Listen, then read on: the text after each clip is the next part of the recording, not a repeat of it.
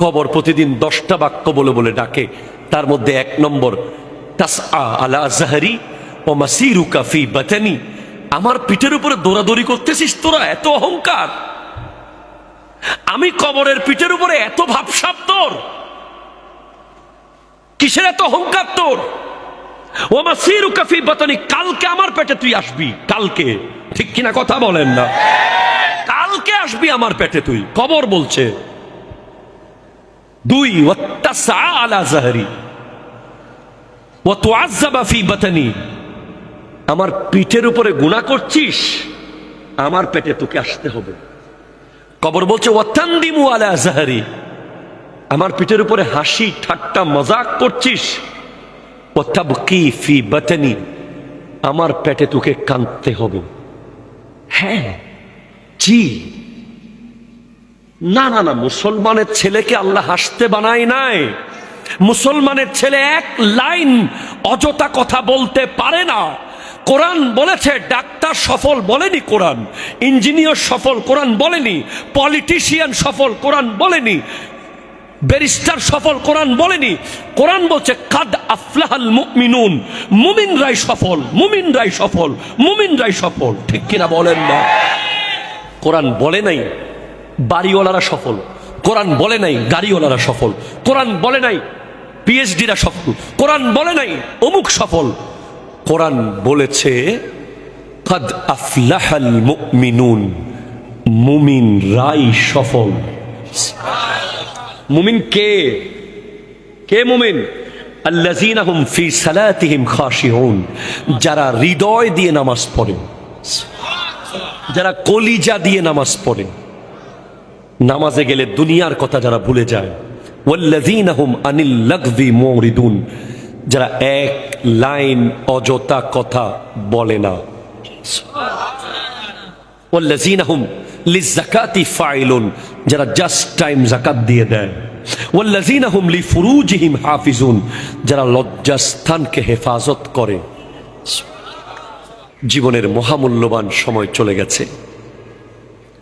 মুসলমানের ছেলেরা যেন নামাজ পড়তে না পারে, এজন্য সমস্ত রকমের আয়োজন করে রেখেছে ইহুদি খ্রিস্টানরা। ঠিক কিনা কথা বলেন?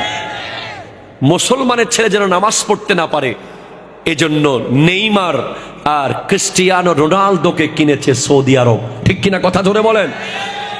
মুসলমানের ছেলেকে ধ্বংস করে দেওয়ার জন্য প্রতিদিন গেম তৈরি হচ্ছে, প্রতিদিন সফটওয়্যার তৈরি হচ্ছে, প্রতিদিন ব্যাটিং সাইট তৈরি হচ্ছে, প্রতিদিন কিছু না কিছু হচ্ছে।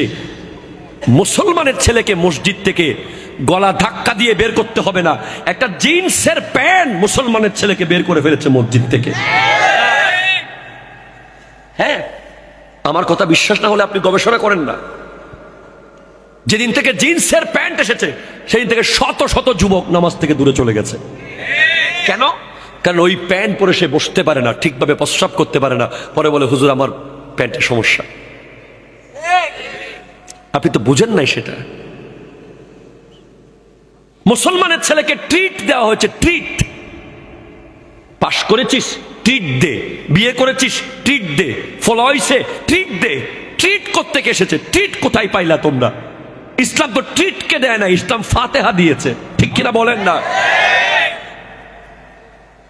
একটা যুবক যাচ্ছে ট্রিটে, একটা যুবক যাচ্ছে ফাতেহাতে। বিশাল পার্থক্য হয়ে যাবে। যে ট্রিটে যাবে তার ফ্যান থাকবে সিরা,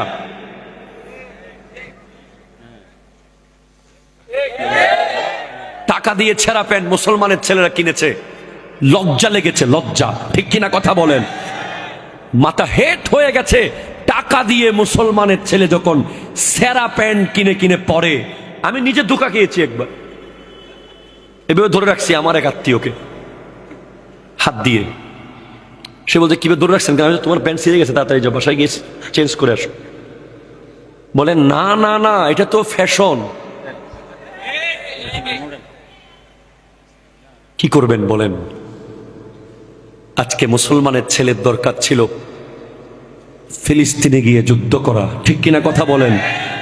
আজকে দরকার ছিল সালাউদ্দিন আইয়ুবীর উত্তরসূরি হয়ে ওই ভারতে আমার নবীর বিরুদ্ধে যখন কথা বলেছে, ওই হিন্দু পুরোহিত মুসলমান যুবকরা সব মুম্বাইয়ে একসাথে হয়েছে।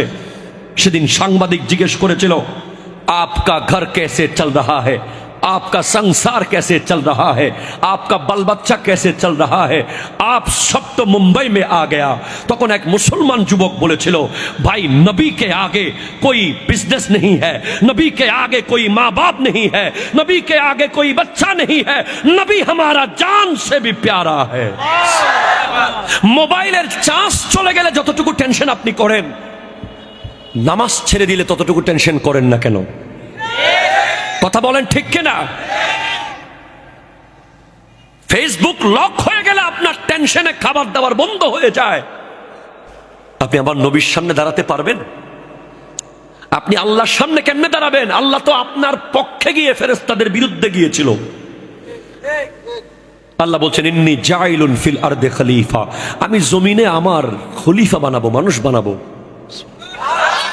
ফেরেশতারা বলছে, আতাজালু ফিহা মান ইউফসিদু ফিহা ওয়া ইয়াসফিকু দিমা, আপনি কাদেরকে বানাবেন যারা জমিনে গিয়ে মারামারি কাটাকাটি করবে তাদেরকে? আল্লাহ বলছেন, না, ইন্নী আ'লামু মা লা তা'লামুন, আমি যা জানি তোমরা তা জানো না। তো আজকের দিনে আপনি যদি বেহায়াপনা করেন, আপনি রং তামাশা করেন, আপনি ইহুদিদের মতো যদি চুল কাটেন, কথা জোরে বলেন ঠিক কিনা? চুলের এদিকে ঘষা মারা, এদিকে আগা মারা, ওইদিকে মাথা মেরে দেওয়া, আনারস কাট, এগুলো মুসলমানের চুল নয়, এগুলো ইহুদিদের চুল। কথা বলেন ঠিক কিনা? হাত তুলে বলেন ঠিক কিনা বলেন। আপনি আগে মাথার চুল ঠিক করেন, তারপর ফিলিস্তিনের পক্ষে কথা বলেন। আপনার আপাদে মস্তক আপনি চেক করেন, ইহুদিদের কি কি আপনার ভিতরে ঢুকে গেছে। আপনি যে নেইমার আর মেসিকে নিয়ে শত শত দিন বন্ধুর সাথে তর্ক করেছেন, সেই নেইমার আজকে কোথায়? সৌদি আরবে। আপনার আমার ফিলিস্তিনের ভাই বোনদের টাকা, আপনার আমার টাকা, তেলের টাকা, আল্লাহর দেওয়া টাকা, সেই টাকা আজকে নেইমারকে 5 স্টার হোটেলে রেখে সৌদি আরবকে ফুটবল শেখানো হচ্ছে। বিনিময়ে কি পেলাম? ফুটবলের মধ্যে এখন কালিমা। আপনি ইন্টারনেটে সার্চ করেন, মেড ইন চায়না ফুটবল বানাচ্ছে, শত শত বল যেখানে সৌদি আরবের পতাকা লাগানো আছে, লা ইলাহা ইল্লাল্লাহু মুহাম্মাদুর রাসূলুল্লাহ। ফুটবল তো আপনি জানেন লাঠির জিনিস, ঠিক কিনা? আর তর্ক করবেন আপনি? আপনি যেভাবে বন্ধু নিয়ে চিপস, কোক, স্প্রাইট, চনাচুর নিয়ে যেভাবে বিশাল এলইডি টিভিতে ফুটবল কোপা আমেরিকার ফাইনাল দেখতে বসেছিলেন, সেভাবে যদি একবার নিজের ঘরে কোরআন তেলাওয়াত করতে বসতেন, আপনি ওলি আল্লাহ হয়ে যেতেন, ঠিক কিনা? কথা বলেন।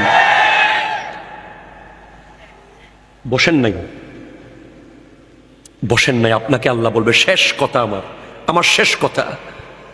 আল্লাহ বলবে, তুই ঢাকা যাওয়ার সময় 3 ঘন্টার ভিতরে সব প্রস্তুতি নিতে পেরেছিস, গামছা, লুঙ্গি, ব্রাশ, টুথপেস্ট, টিকিট সব 3 ঘন্টায় রেডি।